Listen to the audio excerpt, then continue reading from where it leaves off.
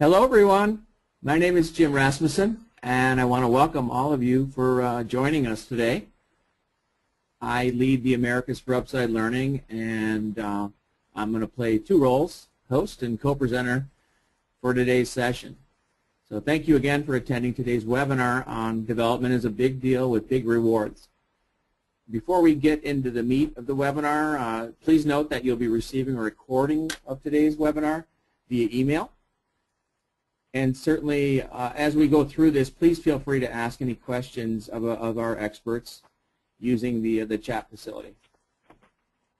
So real briefly, I just want to do a quick introduction of Upside Learning. For the past 10 years, we've been helping organizations in a variety of sizes and industries to improve performance through our learning technology solutions. Upside's world headquarters are actually in India. However, we also have offices and clients, of course, in the U.S., where I office and run the Americas, as well as UK, Asia Pacific, Middle East, North Africa, and certainly some other countries as well. But those are the main primary ones I've mentioned. Our solution sets fall into primarily 5 categories, and they include custom content development, converting, in a lot of cases, instructor-led content to ERM learning, mobile learning apps from multiple devices, iOS, Android, etc. And we have also an Upside to Go, our platform for managing mobile learning, as well as our Upside LMS, our learning management system. We also have, of course, being in this call today, with Vado, we have their catalog courses that we support and partner with them here in the U.S. and work together to help clients with their learning needs. So beyond that, Upside's been recognized by a number of highly well-known organizations like Brandon Hall, TrainingIndustry.com, Deloitte, CLO, et cetera, and certainly Red Herring. We won the e-learning team of the year also recently for from e-learning Age Awards. So that's it for me for now. I'll come back in later. So let's get into the again, the meat of the webinar. It's my pleasure to introduce our main speakers, and that would be the co-founders of Vado, Cindy Pascal, as well as Kim Egan. Over to you, Cindy. Thank you, Jim, and thank you for everyone that's attending. As a quick introduction, I started my career in human resources, and after about 16 years, I left as an HR practitioner. I was leading the HR, OD, and training and development function. I took that experience to lead a company offering employee surveys and 360-degree assessments, and then I went on to a talent management company. Combining 25 years of experience, I developed some very strong beliefs. And hello, everyone. This is Kim Egan. It's a pleasure to be with you today. And Cindy and I have known each other a long time, and our beliefs and how we view development align quite well. Having been involved in starting a training and development firm before starting Vado with Cindy, I've led the development of training products and services for a number of years. And during that time, there was always one main theme at the top of my mind. That is, how do you create development options that truly help people do something different to build a desired skill? And so between Cindy and myself and these development beliefs, the following beliefs at Vado were born. The first belief is that employees want to develop. Second, managers want to help their employees develop, and they want to engage and retain their employees along the way.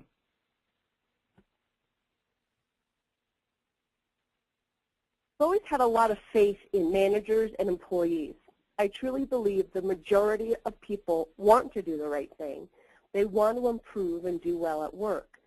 Doing well feels good. It's much better than missing the performance mark. At Vado, we believe that people want to be great, and we want to help them get there. The issue is that they just don't know what to do. When employees don't know what to do, what do companies do? They put them through training. The employees learn new information, and they even complete training exercises, yet they don't know how to apply what they've learned. Since the exercises are made up or mocked up exercises, they struggle to implement what they've learned on the job. So we've researched and researched the issues that contribute to not knowing what to do and not knowing how to apply what you've learned.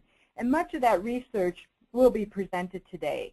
And we created Vado's learning content to solve these two issues. After a person takes one of our courses, they will know exactly what to do and how to apply it on the job. And by the way, all the research sources that we cite today are going to be listed on the last two slides. So if you're wanting to look at the research yourself, we make that available to you. So here's what we're going to cover. Why development is important, the difference between training and development, what the research shows.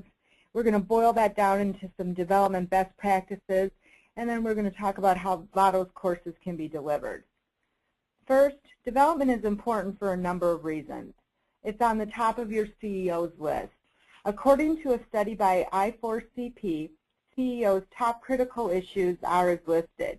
And you can see leadership development is at the top of that list.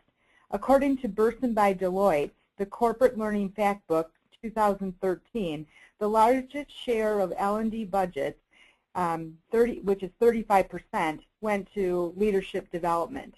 And 60% of companies cite leadership gaps as their top business challenge. And employee development impacts several of the others: succession planning, strategy execution and alignment, talent management, performance management. As an HR or training and development leader, this is key to remember. It helps create the business case for development initiatives. We can use this data to help leaders understand why a particular program or initiative is important, tie it to organization results and strategy, as well as the CEO's critical issues, and you will greatly increase your success. That's right. And development is a big deal. Companies are spending a great deal of money on development. According to the Burson and Associates recent report, the Corporate Learning Factbook, L&D budgets were up 15% in 2013.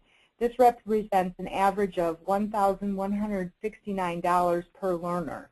And employees receive more development, with learners averaging 15.3 hours of formal training, up from 12.75 hours. In fact, U.S. corporate training groups, so this is just in the United States, spent $60 billion on training. That number is huge. And that number gets me every time I hear it. To think about what all of that training and development should be doing. In just the U.S. alone, there should be the most talented and capable workforce, something that benefits everyone. But do we, and is that money really having the impact that it should? So development is important because organizations that commit to a culture of development, they have a significant return on their investment. According to another research paper from Burson and Associates, organizations with strong learning cultures significantly outperform their peers in the following areas. Market share, they're 17% more likely to be the market leader. Quality, 26% greater ability to deliver quality products. 46% more likely to be first to market. 37% greater employee productivity. 58% more prepared to meet future demands. 84% more effective at increasing the quality of their leadership pipeline. 73% more effective at improving overall employee retention. And 67% more effective at increasing the engagement, retention, and teamwork of leaders. Chances are good that some of these results are results your company is looking to accomplish. Quality, productivity, market share, retention, engagement. The research shows that investing in development will help your organization achieve these and other critically important organization goals. Bottom line, when companies focus on development, they see business results. And we have an example. Recently, the VP of HR at Stanford Health shared that they added a development discussion to their review process. This discussion focuses on both technical and soft skill competencies and identifies where the employee wants to and needs to develop to meet future career aspirations. The outcome of these discussions is a development plan that the manager and employee agree upon. They've seen significant results as a result of adding that development discussion. Depending on the business unit, their key business metric, patient satisfaction, improved by 50 to 80%. This story makes me think about what is really possible to achieve. Again, people want to develop, they want to perform, and they want to be great. People and companies can truly be great if only they do the right things. The challenge is to decide what are the right things to do. And of course, typically in any company, more than one person believes he or she has the answer. So as a human capital leader, using data and case studies can help you break through the crowd of ideas to show others what really matters. Right. And according to an Accenture 2013 Skills and Employment Trends Surveys called Perspectives on Training, nearly half, so 46%, of executives surveyed are concerned that their workforce does not have the skills they need in the next 1 to 2 years. And this Accenture study also points out that businesses are facing big consequences as a result of not fixing their skills gap. Among companies currently facing or anticipating a skills shortage, 66% anticipate a loss of business to competitors. 64% face a loss of revenue, 59% face eroding customer satisfaction, and 53% will face a delay in product development. These are excellent statistics for those of you who are looking to support your development budget. And Jack Welch, former chairman and CEO of GE, sums it up very well. An organization's ability to learn and translate that learning into action rapidly is the ultimate competitive advantage. And I think all the research we just reviewed supports his statement very well. So we've established that development is important. Now we need to talk about the difference between training and development. Is there a difference? We believe that there is. And the difference between training and development starts with training is focused on the employee being proficient in his or her current job, and development is focused on building for future career goals. And this impacts a number of things. It impacts who makes the decision. The manager typically decides what training the employee will receive, and the employee takes the lead in deciding what they want to build for future career aspiration. It impacts what training the employee receives. The manager, the safety director, the HR leader will oftentimes tell the employee what training they need, and the employee takes the lead on deciding what development they want to receive. It impacts when. Managers decide when the training takes place, and oftentimes the employee will decide when. Could be from home, could be on their break, could be during work hours. And it impacts where. Managers decide where the training is delivered, whether it's through online learning or workshops or on-the-job training. And an employee oftentimes will initiate whether the development is through online courses, networking, conferences, so on. So I was at the ASTD conference in May last year, and several of us were sitting around talking about the differences between training and development, and one person summed it up like this: companies push training and employees pull development. So if employees pull development, alignment and communication of that alignment is critical. So think about how you as a learning professional make sure the training and development you deliver is aligned to the business. You probably follow a process similar to this. You partner with your business leaders to understand the performance requirements of a business strategy or objective. These performance requirements get translated into performance criteria or to a set of competencies or skills. Then you determine the appropriate learning solution to build the competencies or skills to meet the performance criteria to deliver on the business goals, strategy, objectives. It's a pretty straightforward process. Actually, this process that was just outlined, which ensures that learning efforts are closely tied to business results, is considered a best-in-class process according to the Aberdeen Group in a newly released study titled Newbies to New Leaders, Closing the Critical Skill Gaps with Learning. Since your learning is tied to your business strategy, that alignment needs to be shown and communicated to the learner. Since the the employee takes the lead in deciding the who, what, when, and where of development, the employee needs to clearly see how developing certain competencies or capabilities will lead to increased personal performance and organizational success. This is the famous WIFM, the what's in it for me. We all know it and have probably said it ourselves at some point. And there's a reason why the term has been around for so long. It matters. Each person must clearly have a reason to develop. At the end of the day, that person must do the work, take time away from the work due on Thursday, and spend time building a skill. Therefore, individuals must have a clear reason and desire to do this. So here's an example of how to show alignment. And this just happens to be an assessment result showing an employee's competency fit for, in this case, the VP of HR role. This person has strengths in most of the competencies, but there's one competency, coaching and mentoring, that is more of an average fit rather than a strength. This person may want to consider developing this competency so it becomes a strength for him or her. And this is a perfect example of how to show an employee the alignment between developing competencies and personal performance. Since employees pull development, development needs to be self-paced, learner-focused. Employees want to develop on their own schedule, and they want learning to be just in time and just the right amount of learning. For learning to be self-paced and self-directed, learners need to be able to access the information when they need it, or just in time, and complete it at their own pace. Additionally, they need to be able to choose the development that best meets their needs. When these conditions are present, learners take more ownership of their learning and are more engaged in the learning process. This is one of the benefits of technology today. The LMS or HR technology platform allows learners to access content at their fingertips when they're ready.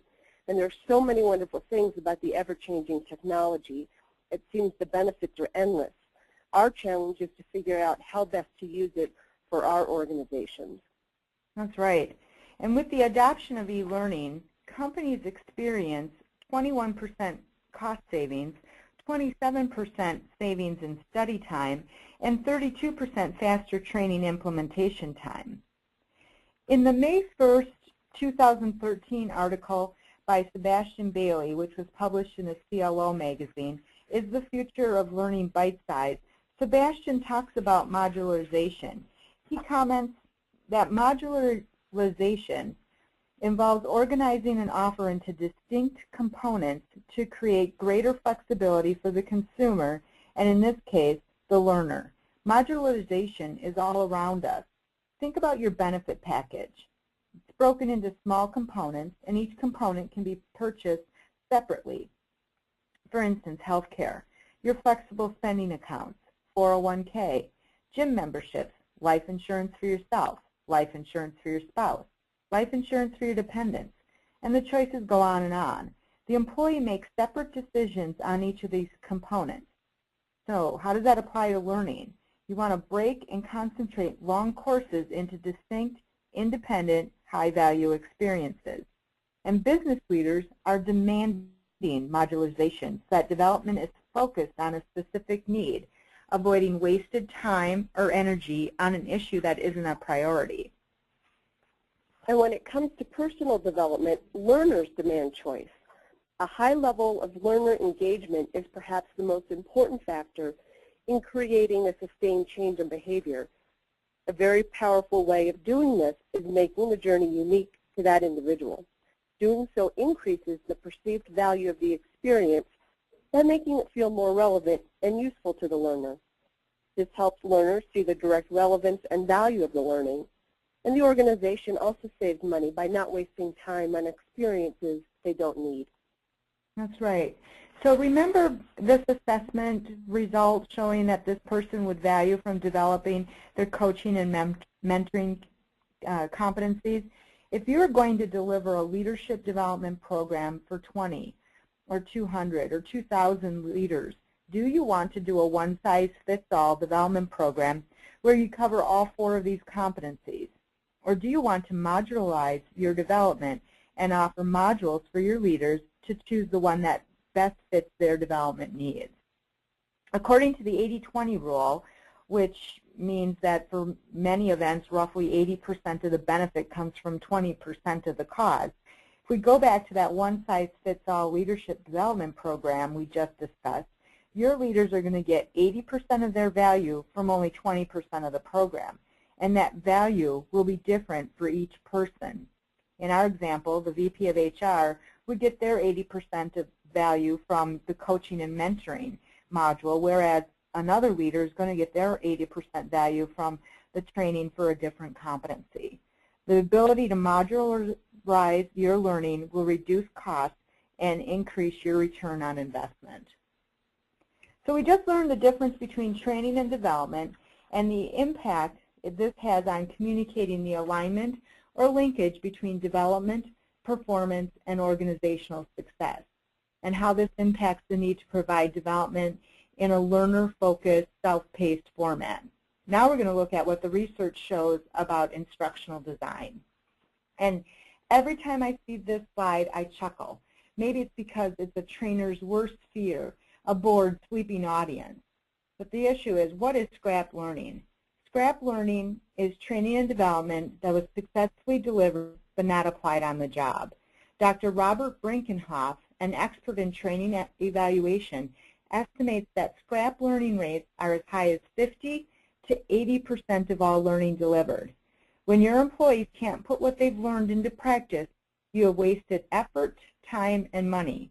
And most of you can probably relate to this statistic. Many of you are probably thinking about or recalling a time when you sent an employee to a workshop or a conference or asked them to complete an online learning module, and there wasn't any change in the person's on-the-job performance. Maybe you're thinking about a training session you went through and how much of it you applied on the job the next day or the next week. Everything you did not apply is scrap. When I think about this concept, it truly amazes me. While I don't think anyone can eliminate all scrap learning, for example, in any given development experience, we probably hear and take in what we're ready to learn. How many of you have heard something, and only when you've heard it the third time does it really make sense, or you can apply it to the situation? I know I've done this. When I was ready for a particular piece of information, I was then able to apply it. But with that said, up to 80% being scrap, or at least half of what we learn doesn't stick, now that's a lot and seems way too much. And it doesn't sound effective to me at all. And I think that any business leader, after hearing that stat, would certainly say something in the system is broken. That's right. And if scrap learning represents up to 80% of all learning delivered, and U.S. corporations spent $60 billion on training, the estimated dollar value of scrap or wasted learning is as high as $48 billion. So how much is your organization spending on learning? Include all the costs, the time invested, travel, outside trainers. If for no other reason than wasted time, effort, and resources, you'll want to eliminate as much scrap learning as possible.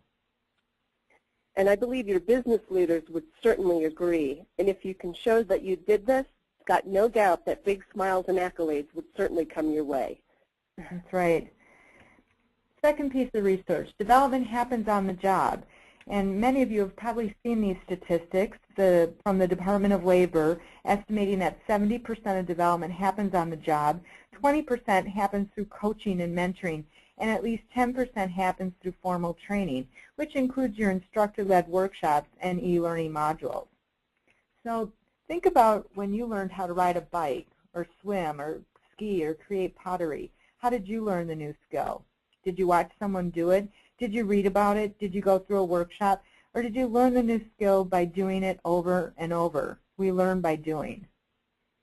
This is one of the more intuitive concepts. We all know it and have been doing it since we've been born. Doing something is always the best way to learn. I think kids are a great example. They watch you and say, oh, I know what to do, and then they go and do the task themselves, and it's much harder than they thought, and they seem so surprised.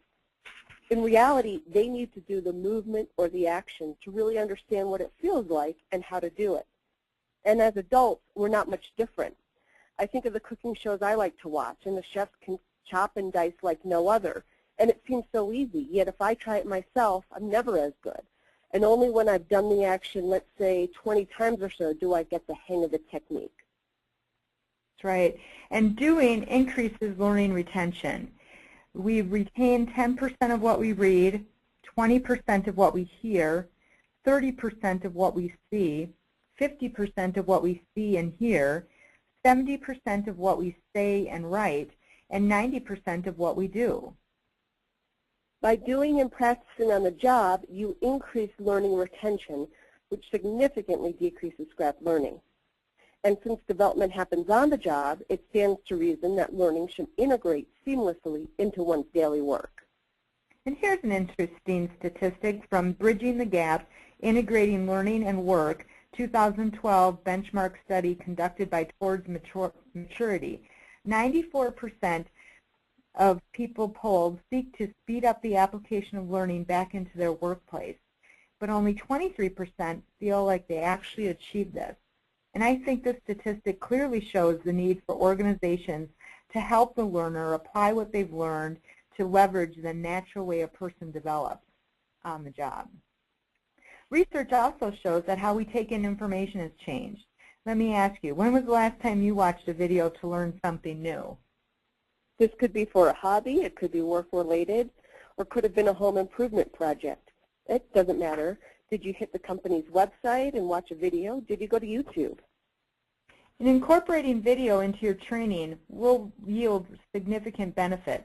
According to Yankee Group's Anywhere Enterprise U.S. Unified Communications Fast View Survey, I don't think they could have named that any longer. Anyways, they found the following benefits of adding video to your training programs. Participants learn 200% more with video. Participants absorb information 40% faster than with voice communication. Participants retain 38% more information than with audio.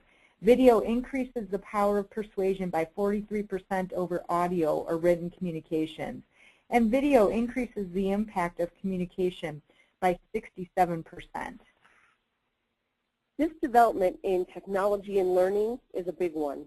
We've all seen the change. Screens are everywhere, and while sometimes it can be frustrating, such as when you're in an elevator and watching advertisements, the reality is videos and screens are here to stay, and more than that, it's becoming an expectation. And here's an example. Over the years, I've looked at lots of new software and technology products. I'm always looking at what's new on the market that may increase our productivity or positively impact our business. And without realizing it, I found that I would immediately eliminate a potential product if there wasn't a video for me to watch the product or software in action. This was the best way to see how something worked and for me to decide if it would be right for myself or the company. No video, no possibility for a purchase. And when it comes to learning, I use video all the time, and so does my 8-year-old daughter. She now knows to look for videos if she wants to learn how to do something. An example is drawing. She loves art, and she found a site with videos ranging from 2 to 3 minutes that teach her to draw animals. It's pretty amazing, average people around the world reporting themselves giving instructions. And this is what she's been able to do. And I don't think it's necessarily my daughter's talent, but it's the new medium of teaching through video and the specific actions and being able to copy and watch somebody that has allowed her to draw these animals. And I think the new video learning capabilities will enhance us all. Yeah, so you're probably asking yourself, if video is so important, how come they didn't include videos in this presentation? And we have a good reason. Well, we wanted them in there. The technology to play videos over a webinar is not advanced enough yet to be able to play them well in a webinar. Research on chunked learning. I know sometimes we feel like this on a Monday morning. At least I do. Anyways, chunking refers to the strategy of breaking down information into bite-sized pieces so the brain can better digest new information. The reason the brain needs this assistance is because working memory, which is the equivalent of being mentally online, holds a limited amount of information at one time. Dr. George A. Miller, the author of one of the most highly cited papers in psychology, the magical number 7 plus or minus 2, formulated the chunk concept in 1956 as he presented evidence that working memory is limited in capacity. Simply put, too much information presented at one time leads to information overload. It's interesting to note that while this research has been around since 1956, as a learning community, we're just starting to apply it. And just as with the other concepts, this makes intuitive sense as well. We've all had brain overload. We've all at some point done one thing at a time without taking on too much. We do this intuitively. In fact, biological research shows our prefrontal cortex, which processes new and active information, can only hold a limited amount of information at one time. So no matter how capable or smart any of us may be, our physiological makeup only allows us to handle a certain amount of information at once. Therefore, give it in small bites and present it in chunks so we can make sense of it, or else the rest goes out the window. And recently, I've been hearing many other names for chunk learning. I've heard it called bite size or snacks. Somebody a couple of weeks ago used the word niblet. And a couple of months ago, I saw this article. The title caught my eye. In Learning, Size Matters. This is the title of an article published by Malcolm Pullen in the CLO magazine. He comments that microlearning satisfies immediate knowledge needs to enable performance, and that too much consumption at one time can be painful and stressful, and the value can be lost, and that investments of time and expense may not satisfy the true need. He goes on to talk about the benefits of microlearning.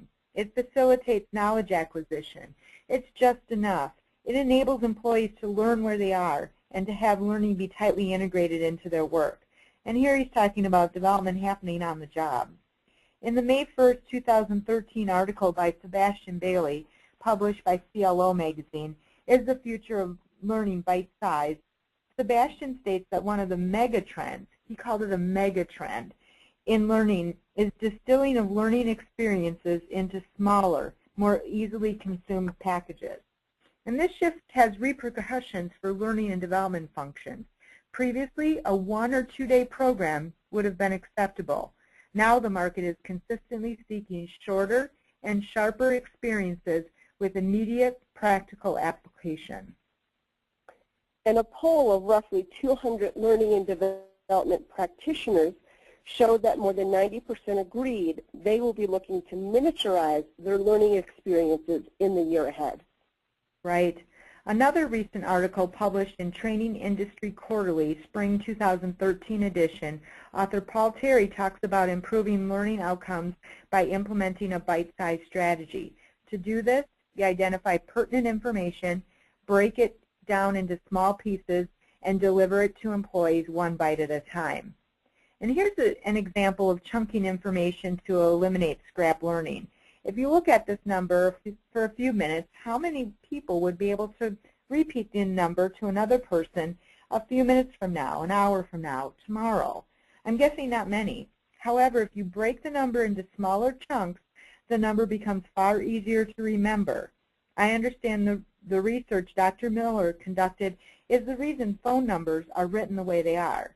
And you can maybe have this be your interesting piece of trivia for the week. The bottom line is the long training sessions can lead to information overload and is a contributor to scrap learning.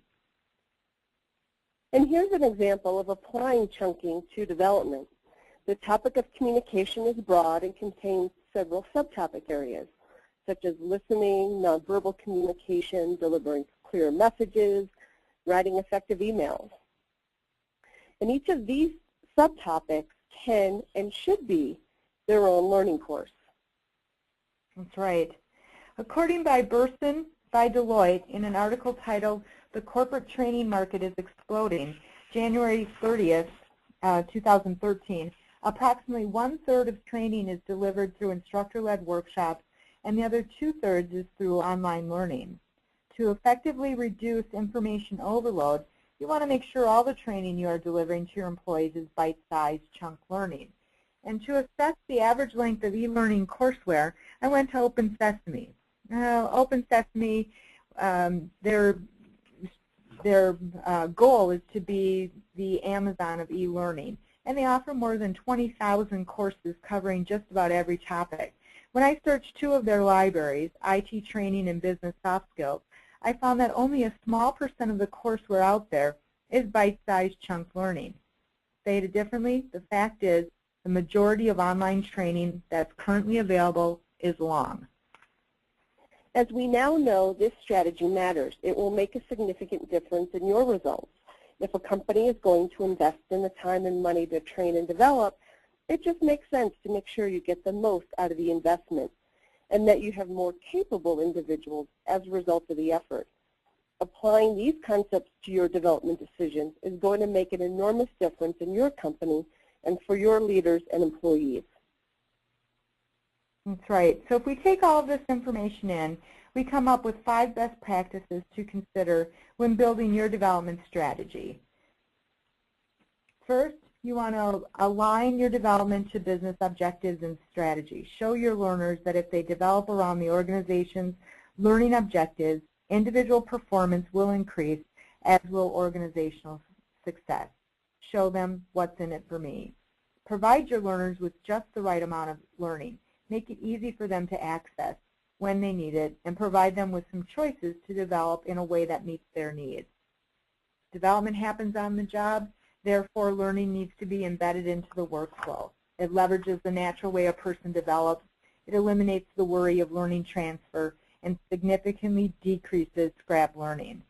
Learning needs to be delivered in small bite-sized chunks, eliminate information overload, and as a result, scrap learning.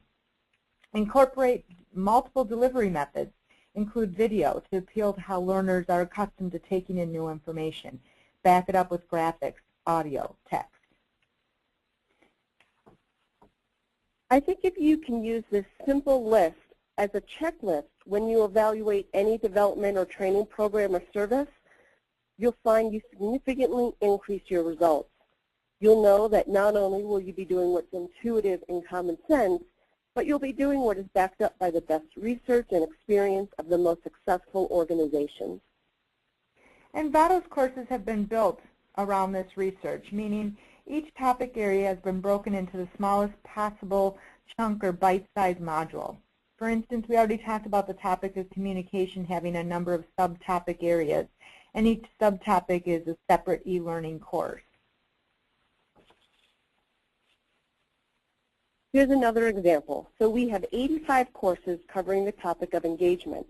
About 15 of that cover feedback. And in the area of project management, we have 75 courses. Project management is then broken down into 15 topic areas. And each of these topics have 5 courses in each subject area, such as the area of delegating. This means that the learner can be very specific, very targeted in focusing on the precise area they want development.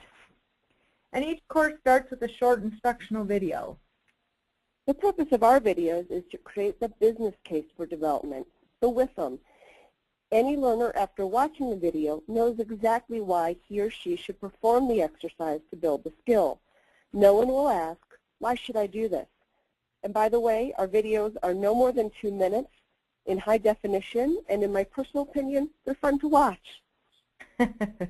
And we help the learner implement what they've just learned in the short instructional video through a step-by-step implementation guide and job aid. These implementation guides are the heart of the course. Different from traditional e-learning, our courses are meant to create an action or exercise the learner performs alone or with others. This implementation guide provides specific steps to tell the learner what to do, what to prepare for a discussion, or what to practice. We show the learner what to do first, second, third, and so on. It's a set of instructions. No one has to wonder what to do. It's all laid out. Business leaders who have reviewed our courses often like these best. They love the specific instructions and directions. They know anyone can follow it and be successful. They also know if someone did the exercise, he or she would certainly be building needed skills. That's right. And Bill Keeshaw with Frasca International. Frasca International manufactures flight simulators for pilots. And when he talks about our courses, this is an actual quote that he shared. We really liked Vado's approach to training, provide brief instruction in video format along with written materials that can be applied during real-life situations, not made up or mocked up events. The action part of the training then is concurrently with actual work. This has a dual benefit. Training occurs and actual profit-making work gets done at the same time. Excellent quote. And Vado's courses are being used in a number of ways. A more effective alternative to traditional e-learning. It's being used by mobile learners, blended learning, so like the tools to take action after an instructor-led workshop, tools to take action on employee surveys or 360-degree assessments, homework between coaching sessions. Kristen Ford, the CEO of Best in Learning and former president of ASTD, sums up Vado's learning content very well. She talks about it that it contains the tools to apply it. It activates formal learning. And if you only have budget for formal training or Vado's courses, choose Vado because you're going to get immediate application, resulting in performance change and productivity improvements. As the past president of ASTD and the CEO of Best in Learning, a learning broker firm, Kristen has seen a lot.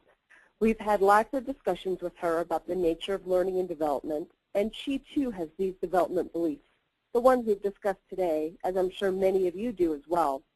She knows the importance of applying these principles in your development decisions and has seen development initiatives succeed and fail as a result of their application or lack thereof.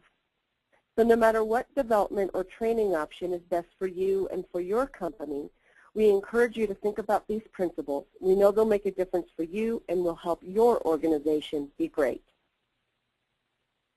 Great. Now remember, if you need continuing education credits, this webinar has been pre-approved for 1 hour of continuing education credits, and I'm going to turn this back over to Jim, and I'll show the certification number here in a moment once Jim is once we get to the question and answer part of our session. Jim? Thank you, Cindy. We just wanted to add that, you know, with the great collection of courses that you have available to you, and certainly the video pieces that are also extremely valuable in the learning and the conversations that I have with leaders as well. That's pretty much what I do all day long, and I would echo a lot of what both Cindy and Kim had to say in that regard. Now, as a connector, you know, as a partner, certainly with Vado, but and also, you know, a lot of the reason we are partners is there's such connectivity between our organizations solution-wise. So, as you see here, this is our Upside-to-Go mobile learning platform, and what it does, and the connection to Vado is you've got courses that you can put together that are excellent, that contain video, and if you want to mobilize them, Upside-to-Go is a nice option. It's SCORM 1.2 compliant, and it just has the ability to extend learners' access to business critical information, but also learning, and that's really what we're here to talk about today. So to be able to access learning, you know, beyond the office environment, and provides Upside-to-Go provides on-demand access to experts too. You get set up with an expert in there, and folks can access and ask questions, and that's obviously very helpful with how much folks are on the go today.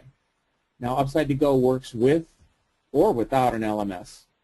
Actually, without is in the form of an app, but both options, again, you can access great courseware from Vado, and but it also, in the LMS realm, easily integrates with virtually any LMS.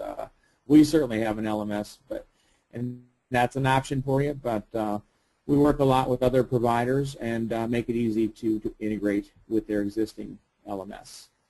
So, you know, again, it allows you to upload and run SCORM 1.2 compliant courseware, provides external HTML support, and that just gives you a lot of flexibility in choosing and delivering courses that are developed with, you know, external authoring tools, and certainly that are typically available within the LMS as well, and also be able to organize learning materials. Administrators can bundle learning materials and and really create learning plans and really help extend the learning, engage people. And the mobile's a nice option that blends well with again these great catalog courses from Vado, and they can be assigned to learners within Upside to Go, and Upside to Go also supports video. So any of the videos that you might work with Vado to create, as you can see, our Upside to Go solution helps you integrate that as well. So it's nice to have video to go with the courseware, and you've got this great dynamic of mobile, great courseware from Vado, and also any video development that you might engage them in. So that's I just wanted to add that as we get toward the end here, and I've enjoyed participating today, and I'll send it back to you now, Cindy. Okay, great. And I don't know that I kept up with the slides with what you were saying. Sorry about that. No, my apologies. How about if we open it up for questions? Do we have any questions that have come in through chat? And as I asked that, here's the program number for your continuing education credits.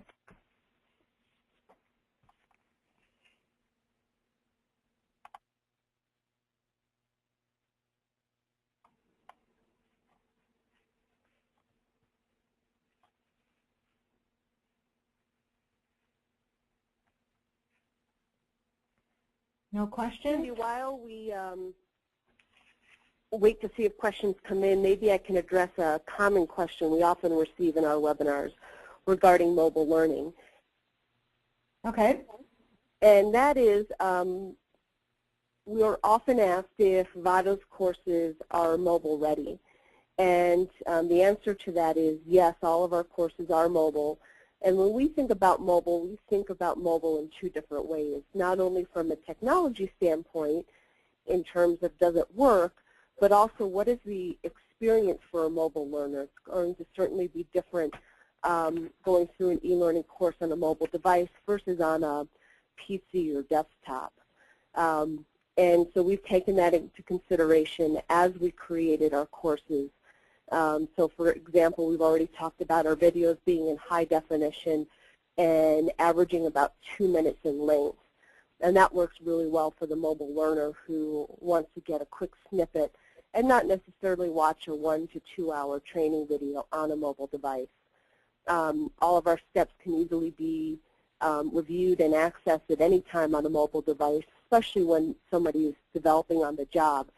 He or she may want to quickly refer back to what to do next, and that ability to look at it on a mobile device is certainly very helpful. Great addition. Are there any other questions? I don't think so. Well, I promised to show. Yeah? Hey, this is Jim. I did see that Max Klein's had his hand raised for some time now. Max, do we need to capture a question, or can we help you with anything? Is he still muted? Yes. We take him off. If you're on mute, come off mute. And yeah, please. Sorry about that. I know your hand's been up for some time.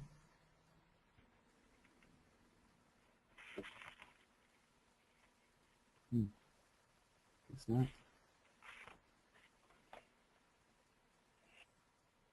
As we wait for him or anyone else, I am showing on the screen the research sources. So if you are interested in reading one of the articles or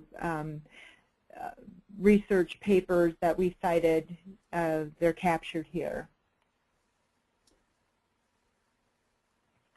And Cindy, I did see a question in the chat. Okay. And it reads, do you have any advice for someone seeking to become a staff development practitioner? How do you recommend one gains experience in the field? That's a great question, and I would be happy to have an offline conversation. Jim, do you know who asked that? And you can share our email address with them. I am trying to see. I can't actually tell right from my screen right now. Maybe it was Max. Whoever sent that Maybe question. whoever asked that can drop their email address into the chat, and we'll. I'd be happy to follow up with you offline.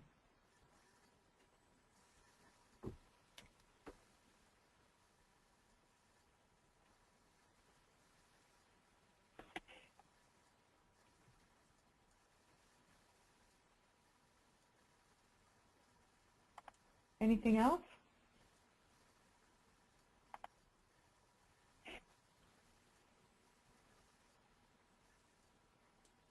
Are we ready to wrap up then? I think we are. Okay. Well, everyone, thank you for attending our webinar. Anything else you want to add, Jim or Kim? Other than I enjoyed being involved in this, and again, look forward to partnering with Vado and look at, whether you're looking for catalog courses or you're looking for anything additional in the mobile realm. We're happy to support an effort like that, and that's a big part of why we're partnered with Vado. So thank you for having me today. Thank you.